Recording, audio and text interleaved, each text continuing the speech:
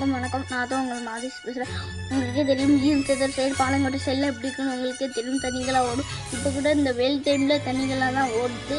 மழை டைம்லனா அதிக தண்ணிகளாக ஓடும். மற்றும் இது சாக்கடைகள்லாம் ரோட்டில் ஓடும். அது மட்டும் இல்லாமல் நாங்கள் ஆட்டோவில் 2 தெரு தள்ளியே இறங்கிடும்.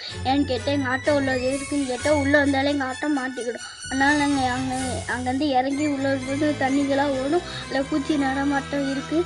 அதனால் நாங்கள் பார்த்து தான் வர வேண்டியிருக்கு.